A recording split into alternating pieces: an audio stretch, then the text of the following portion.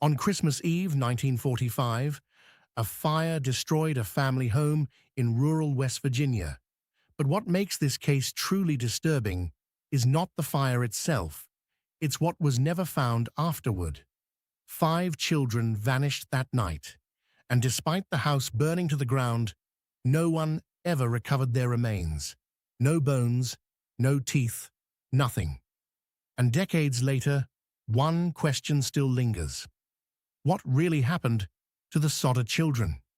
And the answer might not be what you expect. It begins in Fayetteville, a small town in West Virginia.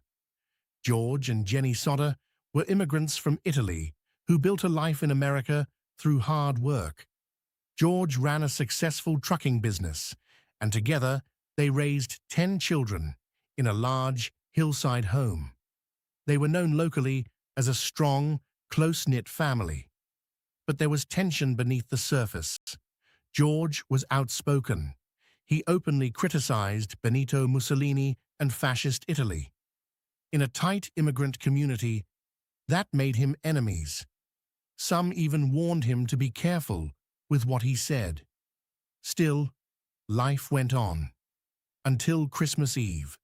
That night, the house was alive with celebration. The children were excited, playing, staying up later than usual. It was Christmas after all. Around midnight, Jenny Sodder woke up to a phone call. A woman's voice asked for someone who didn't live there. Then came strange noises in the background. Laughter, voices, and then the line went dead. Jenny went back to bed, unsettled but not alarmed. A short time later, she noticed something unusual. The lights downstairs were still on. Some of the younger children were still awake on the couch. Then she fell asleep again. And at around 1 a.m., everything changed. She woke up to smoke. The house was on fire. Within minutes, the flames spread rapidly through the structure. George and Jenny managed to escape with 4 of their children. An older son also made it out, but 5 children were still inside. Maurice, Martha, Louis, Jenny, and Betty. George immediately tried to go back into the burning house. He burned his arm trying to force open a door.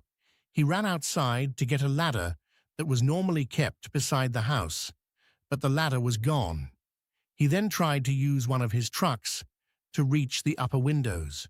Strangely, both of his trucks would not start. At the same time, the family tried to call the fire department.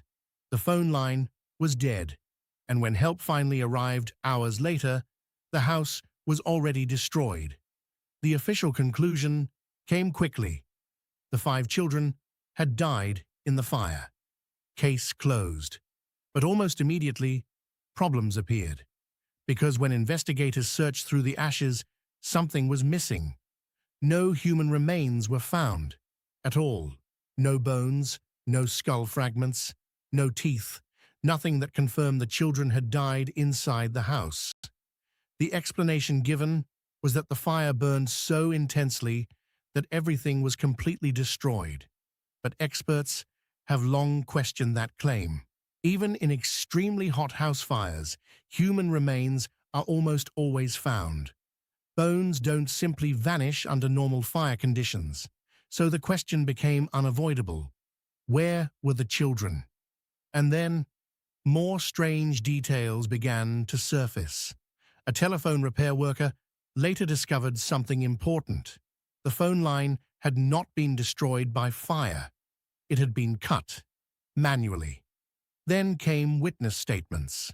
In the days before the fire, several people reported seeing a strange man near the Sodder property. Someone they didn't recognize.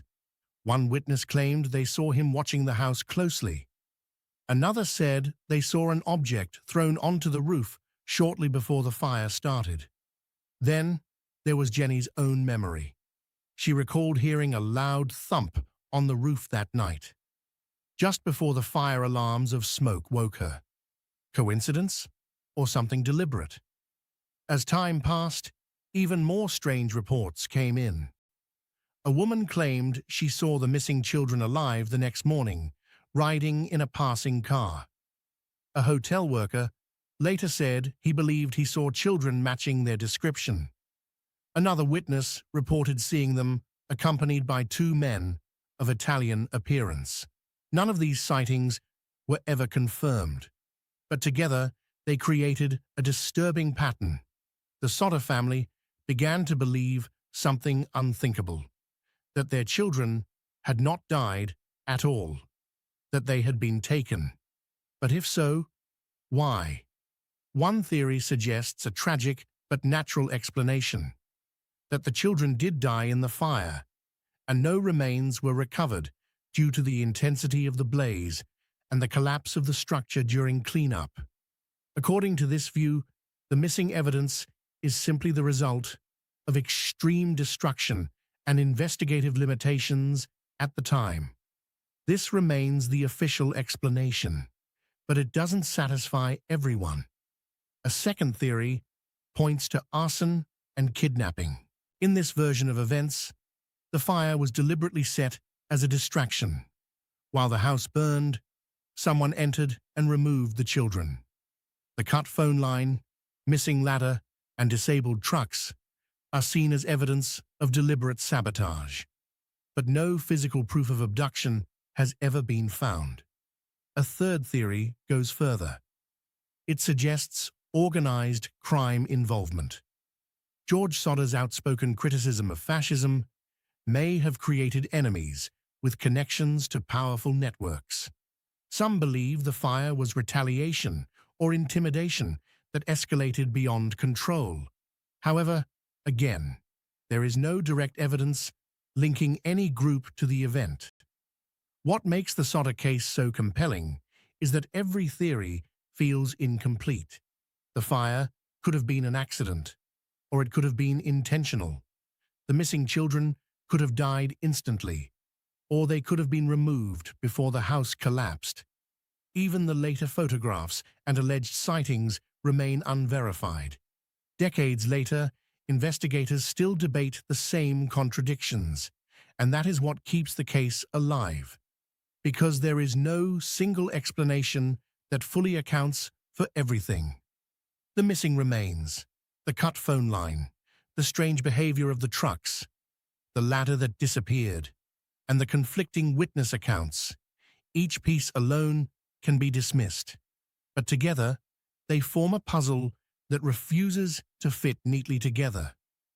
Today, many researchers lean toward a grim possibility that the children likely did die in the fire, and the absence of remains may have been due to a combination of extreme heat, collapse, and flawed early investigation methods.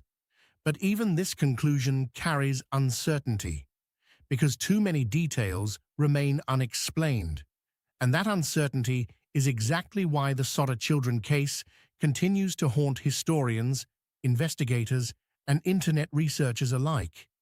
Maybe the truth was lost in the fire, or maybe it was hidden in plain sight all along. So what do you think? Did the Sodder children perish in the flames that night? Or did something far more deliberate take place under the cover of Christmas darkness? Let me know your theory in the comments.